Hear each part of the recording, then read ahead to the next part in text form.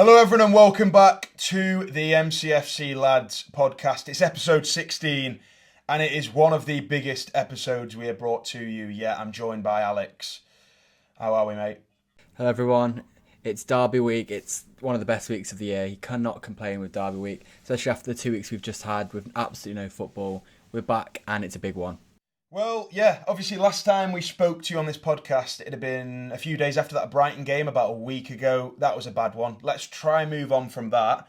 We tried to make it a positive episode, but this one, there's no if, buts and maybes about it, Alex. The Manchester Derby against United at the Etihad, we just have to beat them, mate. We have to beat them.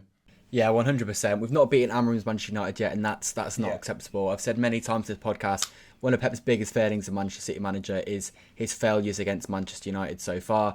We have to beat them. I've seen people on sort of Twitter and in comments potentially label us as a bit happy clappers after certain games this season, because we've always tried and find the positive side, and we always will. But if we lose to United, I don't think next week's podcast will be quite the same sort of tone to it. I think for me, this is the one that matters the most, and if we don't win from this, then for me, I'll really start to be concerned. Yeah, I think it's one of them where it's a real make or break for the season. If we win this game, there's going to be so many positives to take from it, to take into that next big week against Napoli, against Arsenal, then Huddersfield in the League Cup. There will be so many positives if we win, but I think there'll be even more negatives if we lose. We'll move on to the derby more, in depth later in the episode, but just to kick it off before we get onto that, international break, there's some stuff that's happened. Donnarumma against Israel conceded 4 goals. I think that was a bit of a freak game. I've not watched all the highlights, but I think it's just it's not something we should read too much into. It's a game in the international break for Italy. It's a freak 5-4 crazy situation of a game. So, yeah, a load of City fans were having a bit of a meltdown about that. I don't think we need to worry too much. The City APT case was a big win. Big win for City. We actually dropped the case. Alex, what did you make of that? Yeah, I mean, I'm not going to pretend to know too much about it because I try not to pay too much attention to that nonsense. But it seems like it was a good result for City. We haven't got the rules abolished from what I read, but we've got it to the point where we get what we want, which is the Etihad deal will be coming in. I saw Stefan Borson, who is a football finance expert for those who don't know what he does. He was on TalkSport and he was saying he's heard apparently we might be signing some sort of deal with Etihad that could be worth between 1.5 and 1.75 billion over the next 10 years. So sort of dwarfing that Puma deal that was absolutely massive. So it's big news for City, to be honest, in the grand scheme of things. And it's good news for us. We've technically won. Obviously, everyone tried to spin it as we've settled and we've lost, but in reality, I think we've got exactly what we've got is we've got what we wanted, but we've made sure no one else can really. We've sort of pulled the trap door up behind us a little bit of kind of thing. So at the end of the day, you've got to protect your own interests, and as City fans, that's what I want to see the club doing. I'm sure you're the same, Alex. Haaland got 5 goals and 2 assists yesterday at the time of recording. That was just crazy. I know they were playing against Moldova, but that is 11-1. That was ridiculous, mate. Yeah, absolutely ridiculous, but just an on-fire. I think that's the third time he's done that since he joined City, got 5 goals. And as well, he gave up a penalty to give to Asgard, I think it was, so that he could get his hat-trick off the bench. So he could have had a double hat-trick if he'd sort of been ruthless, but I mean, he obviously did the right thing in letting Asgard get his hat-trick for Norway. But an absolute freak for human. The robot getting in fine form just in time for the derby. Let's just hope he's got a few more goals in him for Sunday. I tweeted out saying, Haaland, just save it, mate, save it. So I'm really hoping he has saved some of it and he'll get a few against United. Omar Marmoush, though, will be a player that won't be in the team. That's so disappointing. Every single international break, there's an injury. And it seems like a major injury every time as well.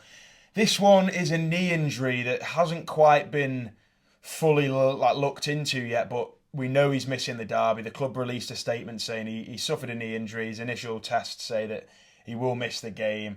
It's disappointing, Alex, it is. Yeah, it's very disappointing. We don't know how long he's fully going to be out of. It's just a derby and it's not the end of the world, but it's just so frustrating that sort of what's seemingly a pretty pointless international break. And we don't know the depth of an injury to like Stones. Obviously, I think he's probably just pulled out because it's an unnecessary international break, but he might be injured as well. So these injuries, they're just so inconvenient, so annoying, but they inevitably always happen. So we're going to have to deal with it. Doku's got a big game ahead of him. I assume that means he will start the derby. So fingers crossed he can perform. But losing Marmoush is a big loss. Yeah, we'll come on to our predicted 11 as well. Obviously, with some of the players that are missing won't be included. In case anyone missed last week, on the Premier League predictions that me and Alex have been doing each game week, I got a 9-5 win, which left Alex 21-20 up. So that little gap you had above me completely cut. We'll get our Premier League predictions in at the end of this episode for the upcoming week. But we'll move on to the derby now, Alex. A little bit more in depth. Favourite derby moment, mate? What have you got for me? Favourite derby moment? I mean, there's so many to choose from. I think any moment from someone of our generation, obviously we weren't alive for the 5-1, so none of that will be in there. Yeah. I think, and we weren't there for the last main road game either. So for us, it will be between, I take it, that Vinny goal in 2012, the 6-1. But for me, it's got to be 12 seconds, hasn't it? 12 seconds for me is the best derby moment. Yeah. They had the opportunity to stop us winning the treble. It was in completely their hands. Yeah. And within 12 seconds, they messed it up. So for me, 12 seconds, Gundogan's goal in the FA Cup final, beating them in the FA Cup final, for me is the best derby moment of my lifetime. I'm the same, mate. Ilkay Gundogan against United for the treble, effectively. We tweeted out anyway on the podcast account. Make sure you check it out. Alex will probably flash it up on screen now. At MCFC Lads Pod on Twitter. We've been trying to grow the account, tweeting stuff out that we might bring into the podcast. So if you want to feature, you want your comment, your question reading out, make sure you, for starters, leaving them on the actual YouTube video, on the Spotify stream. But yeah, we tweeted out, what is your favourite Manchester derby moment? Daps from We Are the South Stand said that David Silva pass to Edin Dzeko in the 6-1 pure beauty. I think Good that shout. was the 6th goal, wasn't it? Yeah, it was. Unbelievable. I mean, David Silva's goal for the 5th nutmeg in De Gea was outrageous. Manchester City against Man United, September the 23rd, 1989, 5-1, says Simon Hargreaves. I mean, my dad and your dad, I take it, would definitely be picking that one as one of their best ones. Yeah, Flares in the family game. stand 2022. Smashing United 4-1. Ian Bishop's goal in the 5-1 massacre. A lot of comments saying the 5-1 over United in 1989. The 6-3 in 2022. That was unbelievable. The treble season. I think for me, the only thing that slightly dampened that one was that it wasn't more, because it should have been more. I remember walking away from that game slightly disappointed. I could not believe my eyes. We were 6-1 up. It happened again, and then we made a few subs that kind of slowed the game down. We should have won that 10. We genuinely should have won that 10-1 that day. Yeah, I think not beating the 6-1 for me actually made it somewhat of a disappointment, which is crazy to say, because beating United by 3 goals is always great, but I feel like we let them off the hook big time that day. S-Tam and Ezen say... S-Tan and Lanny say Super Mario, why always me? Good shout. And then there's a few shouts for the 4-1 in 2013-14. So, yeah, some big derby moments. Make sure you comment your favourite derby moment below. I'm interested to hear if there's any that we maybe missed. Jacob Barlow's got Feed the Goat when, obviously, Sean Goat nabbed the ball from Gary Neville and slotted it home. I went for the Gundo. Joe Oliver says 17-18, first memorable derby moment. Aguero doing his typical near finish at the near post finish. I think he means 18-19. I think he means 18-19. I think it was November 2018. Another underrated moment actually that I've just remembered. I don't know if you remember, we went to Old Trafford in the Centurion season. That last 5 minutes when we just took the piss out of them, just keep the ball in the corner. That for me is a golden moment. But yeah, there's so many to choose from. In recent years, we've absolutely battered them at times. Yeah, the final one that we've already mentioned, Blue Fan from Hull has gone with the goal that gave us full control of the league title back in 2012. Vincent Kompany's header just before half-time at the Etihad. What a goal to end it on. So, Alex, the derby, it feels like I feel like we said this last year, but it feels like a very, very big one. It feels like a very, very big derby. Every derby's big, do not get me wrong, but it feels like one we've got to win it. We've got to win it. Yeah, we've absolutely got to win it. They're not good, and I think it's big for both teams because if they win, I think they'll see it as some sort of a platform to try and build off. Obviously, it's been a bad start to the season for them. They're somehow above us, but that happens. It's 3 games in. It is what it is. But I think if they win, they'll see it as a platform to try and build on. And if we lose, then I think there'll start to be panic stations starting to flash about at Manchester City. But if we win, I think we'll see it as a good platform to go into the next week because it's a big week next week. I think we're going to do 2 podcasts to cover both the games.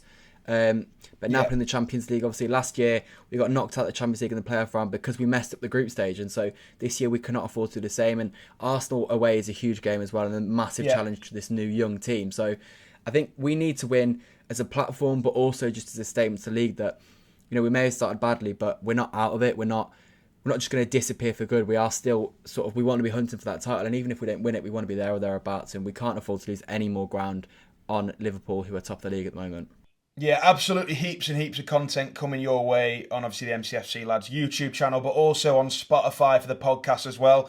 Like Alex mentioned, we're going to get a podcast in next week after the derby before the Napoli game and after the Napoli game before the Arsenal game. So make sure you show any support, leave a comment, leave a like, subscribe and follow us on Spotify. We'd really appreciate it. Alex, moving on from favourite derby moments, I want to talk a little bit about maybe last year, because I know we mentioned it, but last year was a terrible, terrible Manchester derby in both legs of it, actually. The second one, me and you in the away end for a very disappointing 0-0 that just seemed like we didn't want to lose it. And then the first game was just a disaster. Obviously coming at that bad spell we had in the sort of middle-ish bit of the season. Losing 2-1 in the dying moments from having a lead, that was shocking. We can't not mention it, really. Yeah, I think that was probably up there with my least favourite derbies ever, the game last year, given we lost in the last minutes. We were 1-0 up with 10 to go. And it's just stupid mistakes. It very much fit into that sort of phase of the season where we were just giving goals away. And as soon as we conceded last season at that period, we just knew we were going to concede again, and it was absolutely horrendous, especially against a team as bad as them. Yeah. And like you said, the Old Trafford derby was no better. We were unbelievably poor, and the only reason we didn't lose that game was because they are unbelievably bad as well. So it needs to improve on last season. As I said, in derby, sometimes I feel like we've let ourselves down a little bit. We've not shown ourselves to be quite at the level we should be, and I really, really hope that's going to change on Sunday. Last season was, like you said, I mean, it wasn't good enough, and it's got to get better this season.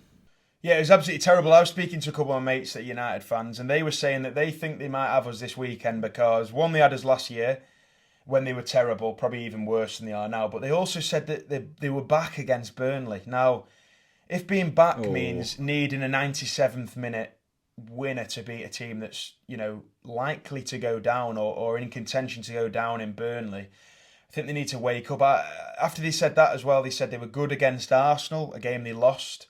And I just mentioned Grimsby Town. So, yeah, you cannot hype this Man United team up. We've not been unbelievable, but we've got to be getting 3 points on Sunday. Alex, we'll move on to the team after the quiz, but you've got a quiz for me, mate. The scores. Are you ahead, I think? Are you ahead now? I believe I'm one ahead after last week. I think I got 4 out of 5 last week. 6-5 up. So 6-5, yeah. This week, we're obviously going with a derby theme for the quiz, given it is derby week. And we're going to start off with a fairly difficult question. So, under Pep, obviously we've played United numerous times. I want you to tell me the aggregate score of the derbies since Pep's arrival. You get 5 leeway on both teams. Oh, okay, that's pretty fair. I know that, okay, so Pep's come in. I won't do too much maths because it's boring for everyone at home. But make sure you're thinking about your answer whilst I'm thinking. You've got probably 10, 15 seconds before you get an answer. Go. Right, he's probably done 20-odd derbies, including a couple of cup ones. I reckon we've won just about more. United have scored. I reckon I'm going to go 32-15 to City. I'm not going to lie, you're quite a way off of that one. Really? It's actually 39-30. Yeah, I timed it by 10, not 20. I was miles off anyway. Miles off. What is it, 39? 39-30 to City. Oh, that's poor for us to only have that. That's poor. The derby's one of the ones that, even in our best years, we've still always found a way to sort of mess it up. So that's why. That's true. Next up, I'll be very, very disappointed in you if you can't get this right. I want you to name all of the goal scorers from the 6-1, including the United goal scorer. So Balotelli opened the score. Yeah. 1-0. Then it was a long break. Johnny Evans got a red card at the start of the second half. Yeah. You don't have to get it in order, by the way, but yeah. Yeah, then James Milner put the ball across for Balotelli for 2-0. Aguero scored 3-0. Then Michael Carrick scored from... Hang on, no. Darren Fletcher scored for United. Good save. Yeah. To go 3-1 on about 80 minutes. And then it was Edin Dzeko off the bench, David Silva, and then it was Edin Dzeko again, right at the end. The Edin Dzeko goal was a Gareth Barry assist. The David Silva one, I'm not sure who got the assist, but it was obviously a nutmeg on De Gea. And then the 6th goal was a David Silva unbelievable pass we've already mentioned to Dzeko, who then held up 6 fingers on Kolarov, with Kolarov next to him, I think. That's just some extra knowledge. We'll take the points. You've got that all correct. We'll take the points. Yeah, you get the point for that. Bit specific there. Bit specific. Yeah, I can't remember. I feel like for Dzeko's first goal, it might have been I can't remember if it was Barry or Lescott that got the assist, but it's someone. Yeah, Lescott. Yeah, Lescott kneed it back to him. Yeah. That's right. Yeah. That's right. But you always get that point. Third, Sergio Aguero scored many times against Manchester United. We named some of the goals in our best moments there. Yeah. How many times did he score against United? I'm happy to give you one leeway either way. Ooh, okay, one leeway.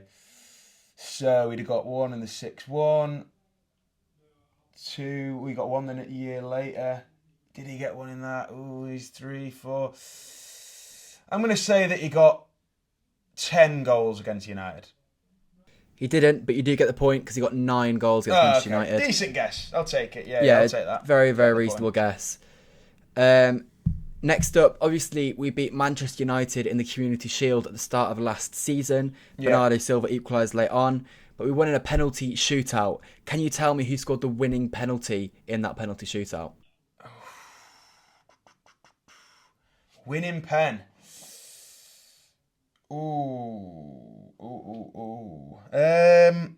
I'm thinking now. I know Haaland took one, but he wasn't the winner.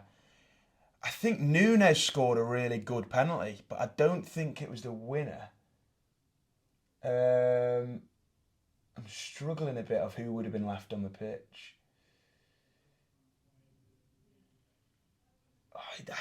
Nunes, he wasn't the winner for Nunes. Who would have got the winner? Who would have got the winning pen against United? I'm going to go Foden.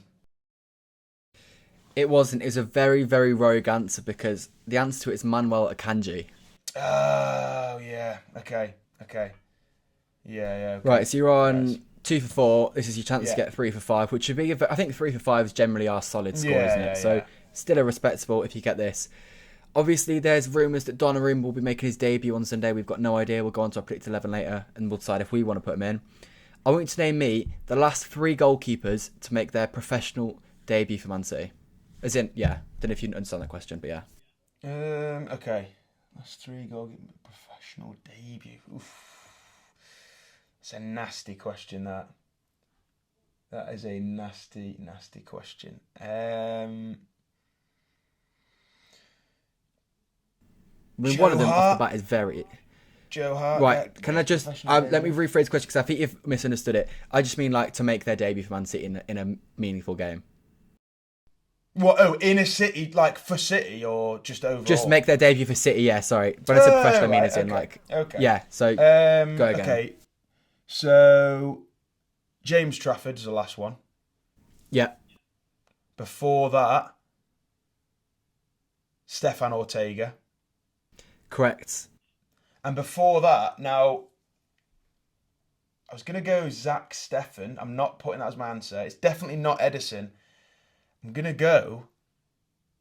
I don't know, actually. Is it Zach Steffen or Scott Carson is the real question. 50-50. So Carson made his debut against Newcastle in 2021-22 season. No, 2020-21 season. Did Zach Steffen play before that? He did. I'm going to go Scott Carson. You were correct. You went on 3 for 5. That's a good answer. I'll take it. Very, very decent score for the quiz. Let us know how you did on them at home. That was a tough quiz. That was a tough quiz, and it's going to be a tough one mentally on Sunday. So that works well, Alex. The derby. Let's move on to predicted lineup. Yeah, so we'll start off in goal, and it's actually probably the biggest conundrum we've had in a long time in goal. Obviously, it's going to be James Trafford or Donnarumma. Who do you want to start between the two of them? You know, if you'd asked me 2 weeks ago, I'd have said James Trafford. I think it's Donnarumma now.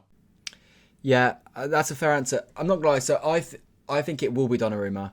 I think that will go with Donnarumma. If it was me, I would play James Trafford personally. This is the thing, Alex. We've come to a crossroads on the podcast on episode 16.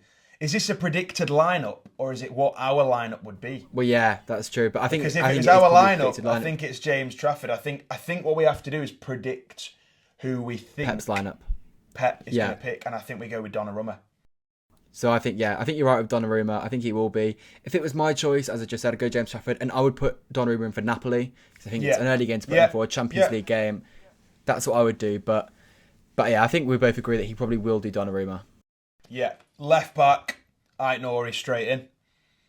Yeah, he's definitely fit, isn't he? So yeah, it will be Ait-Nouri if he's fit. 2 centre backs. Yeah. Now, and we don't know about fitness yet, do we? We haven't seen Pep's press conference because it'll be on Friday. I think Diaz and Kuzanov. Do we know? I assume Kuzanov is fit. Yeah, I think he is. Yeah. Well, for this, we'll assume everyone's fit, including Vardy, I guess. Okay. Vardy as well. Is he going to throw? But then Vardy's not played, so I'd be surprised if he throws him at the deep end. Yeah, who do you reckon? Who's Pep going to pick? I think Kuzanov was decent against Brighton, and I don't know about Stones. I just don't know. I think he'd be stupid not to play Kuzanov because their game will be hit us on the break, and so we need pace. And if it was me, it'd be Kuzanov and Stones again, but we'll just have to wait and see. I think your Diaz shot's probably good though. I don't know about Stones' fitness, so I think Kuzanov and Diaz would be my two. Yeah, we'll go with those two. We'll go with those two. Right back. This is tricky. This is really tricky because Nunes was at fault for the goal in the last game against United. Yeah, it was a fault for penalty as well against Brighton. Yeah. Do we go Rico Lewis for this one? I think Pep will go Rico Lewis on the basis that United are going to defend deep, they're going to be compact, and Rico Lewis is good in tight spaces. Yeah. So I think he will go with Rico Lewis for this one. Let's go Rico Lewis at right back. The midfield three. You'd hope Rodri's good to go. I think he played half a game, was it? Or 60 minutes for Spain. He did. So we'll pop Rodri in with Reinders and Bernardo. I could see it being Reinders and Bernardo. But I feel like Nico might not get in. Yeah, I can't see him playing Nico, especially if Rodri's fit. I think that three makes most sense, especially with no Cherki available. Yeah. We don't know about Phil Foden's fitness. Again, a lot of this team is based on we need more information on who's fit, who's not. It's a tough one to predict. Yeah, I really like Foden off the bench against Spurs. And he always generally does quite well in derbies. So I would like to see him play if he's fit. But if not, then absolutely Bernardo. I think he's poor against Brighton, but very good against Tottenham. Not very good against Tottenham. He was very good against Wolves. Yeah. But yeah, I think Bernardo will start. So I think you're right on that one. And then we'll go for the front three. Front three, there's no Marmoush. I think no Doku Marmoush against United could work. I think it could work. I'd go Doku, Haaland, Oscar Bob. I think I agree with all of that. Again, obviously Savio will be an option this week because he is back from his injury now. Haaland obviously guaranteed. Derby though straight away. It's such a strangely positioned derby because there's so many players coming back. There's so many players that haven't played because of the transfer window. It is a weird one, but I'd go with Doku on the left, Haaland up top, and I'd go with Oscar Bob on the right. Yeah, I agree, and fingers crossed we'll see Oscar Bob finally get his first goal of the season because I've seen a few people on Twitter maybe questioning his output. Yeah. And for me, it's just an inevitability until that sort of increases and we start to see what he will end up producing this season. Yeah, we'll move on from the predicted lineup. I like it. We'll go on to get our score prediction for the game when we do our predictions shortly. But community questions, first one up, Fion's asked this about 3 weeks in a row, so I've got to ask it. What's your favourite meal deal? There we go. Well, my answer is going to be very underwhelming, and that's actually just don't bother with meal deals. It's not for me. If we go to Tesco, I'll pretty much just get a bread roll, get a chocolate bar, and get a banana. So I guess it's the closest thing I'll get to a meal deal, but I don't bother. Alex doesn't go for the meal deals. Mine, it really depends on the mood. It might be like a little chicken balti pie, steak and potato slice is the main. Maybe a pot of fruit or like a Mars bar or something. And then a Pepsi Max is usually the go-to drink, but I could also vary it by going for a little protein yogurt. I might go for like a chicken wrap or something. Thing is with meal deals, I got food poisoning off one of them last year, so that nearly killed Tottenham away for me, which I ultimately did make. But meal deals are a touchy subject, but cheers for that question. Now moving on to some actual important questions. Not that one wasn't funny. We got a few on Twitter. Lotan said, do you think we'll sign a right back in January? He doesn't think Livramento I can't see it. Yeah, I can't see it. Yeah, I don't think Livramento is realistic. And if there was a short-term option that we were interested in, I think we'd have just pulled the trigger in the summer. So I'd be surprised unless there's a serious issue with the squad and it just seems like it has to be addressed. But I don't think we'll be in that situation, so I can't see it. Nitin asked for our predicted lineup given Foden, Cherki and Marmoush are all out, but obviously we've just done that. A similar one with Savinho being... Luffy has said, will Savinho be first choice for the derby? I could see him being on the bench personally. And yeah, can't see him on the bench for him. Yeah, Craig the Blue, who asked one last week, has asked us who we're most scared of for United. In brackets, I am a City fan, don't worry, but who are you concerned for? And he thinks Mbumo might be good. I can see that. I think Mbumo's a decent player, but ultimately, again, he missed the winning penalty or the deciding penalty against Grimsby Town, so I don't imagine his confidence is insanely high. I think he won United Player of the Month, but it's Bruno Fernandes is their best player, isn't he? Let's not beat around the bush. Yeah, he is. And, I mean, he started the season slow, but he always loves a penalty against us, loves some sort of goal contribution. I think Cunha and Mbeumo have potential to cause damage, as does Diallo, just because they're fast players, and sometimes we struggle with fast players. That's why I start Kusanov. But if we play well, they won't have a sniff on Sunday. So it's completely up to us rather than them. Yeah, they were the community questions. Make sure you leave them on Spotify, on YouTube, or look out for the Twitter MCFC Lads Pod next week. We'll tweet out as well just before the podcast. There'll be 2 next week, like we said, so make sure you've got your notifications on as well. That's a big thing. Now, a little derby theme thing. This clip, Alex, there's a clip of me that has gone mental. It's got 10 million views on various platforms in the last couple of weeks. International break always drags up old clips. It's a clip from November last year, and I was asked to defend Pep Guardiola over Alex Ferguson as the all-time greatest manager. Now, I think it's unfair to not bring in like a Bob Paisley, a Brian Clough into this conversation, and they often get forgotten because they're a little bit longer ago.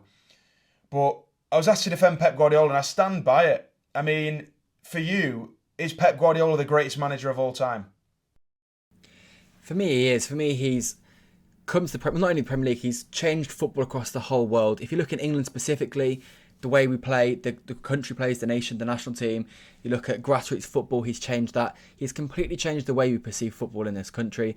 Not only that, but he's also won a ridiculous amount in this country. He's won 4 titles in a row, which no manager has ever done before. Yeah. He's reached 100 points with this team, which no manager has ever done before. He's won a domestic treble, which no manager has ever done before. And that Fergie versus Pep thing, Fergie actually said the domestic treble was impossible, and Pep won it. So for me, what Pep's done is just ridiculous. I mean, the one thing Fergie does have in his time is that he was here for a very, very, very long time. And so I can't see Pep catching him in Premier League titles. And fair play to Fergie, because that consistency is ridiculous. And that's why he would always in with a shout of being the best of all time, because he absolutely is one of. And he's also got Aberdeen on his side, which does help. But you can't say Pep's negative is that he hasn't chose to just downgrade the team he manages. Like, why would he do that? That's just complete and utter nonsense. And don't forget as well, he absolutely smashed with that Barca B team. So yeah, exactly. I mean, exactly. Yeah, for me, Pep is the greatest of all time. But you know, United fans are never going to back that, are they? There's so many flaws to the argument of United. The Aberdeen thing. Now, nobody actually knows how good Aberdeen were back then. I was speaking to Dante, who a lot of you might know, 1894, and I think from the top of my head, Gordon Strachan, Billy Bremner. He had some solid players in that team that went on to do unbelievable things. Aberdeen weren't just this team that were terrible. I'm pretty sure he had a decent team there, and he did well. He beat Real Madrid. Everyone says he beats Real Madrid in a European final, and I've heard European Cup. It was Europa League, basically. It's a good achievement, but it's not the Aberdeen of today that are getting, also, by the way, it wasn't the Real Madrid of today either. Exactly. We looked for the Real Madrid team. How many of the very players could you flawed name? arguments. Exactly. Very, very flawed arguments. And another argument's that Fergie didn't spend money. He act like he sort of raised all his offspring.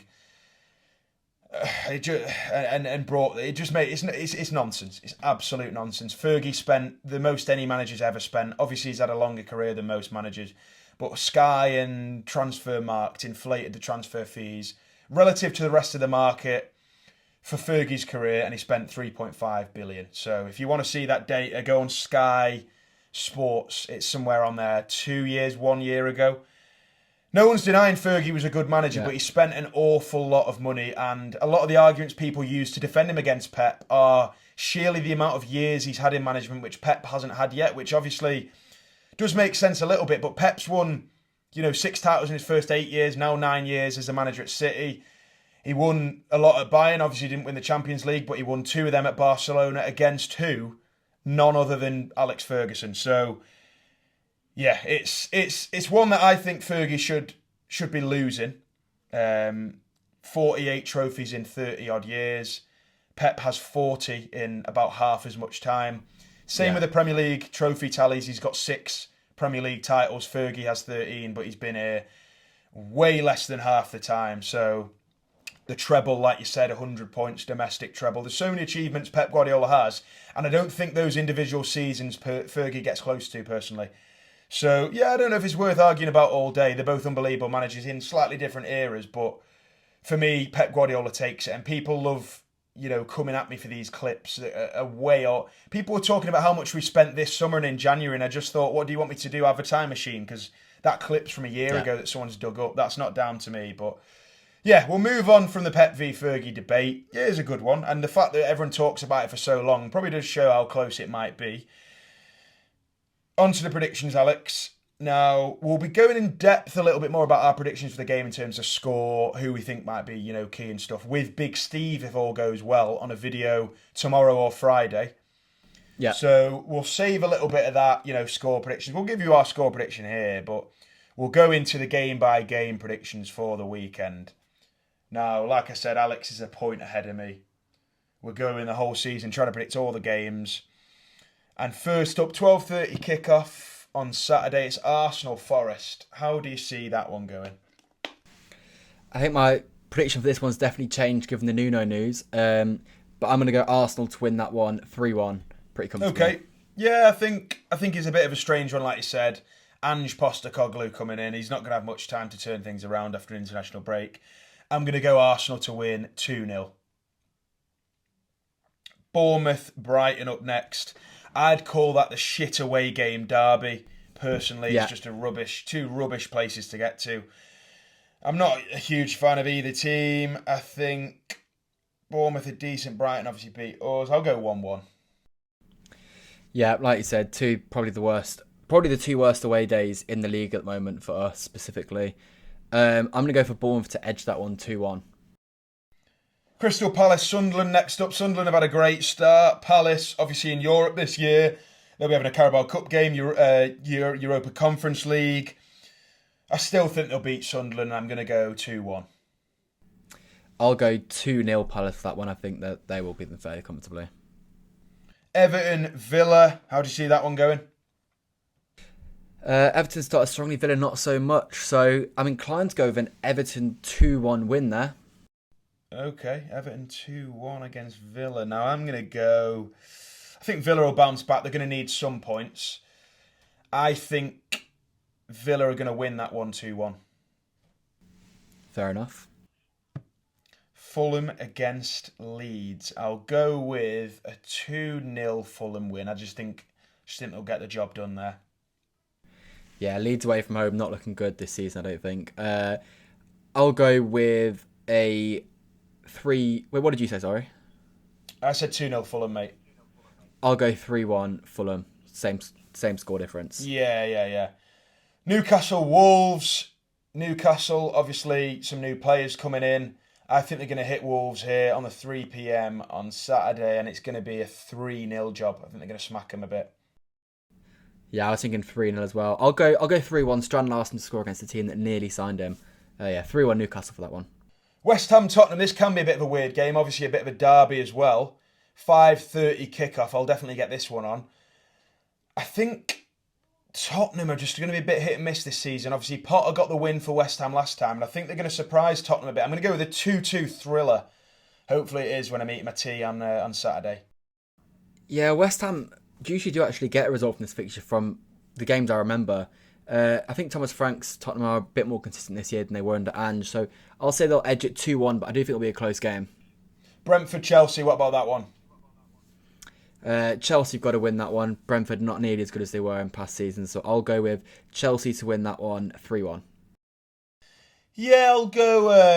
I can see Brentford grabbing a goal, like you said. You know what? I'll go 3-2 Chelsea. I'll go 3-2 Chelsea for that one. Burnley, Liverpool. Liverpool have to be winning this game. I mean, they've not actually been that good yet, which shows maybe how good they could be because they've won all their games besides the Community Shield.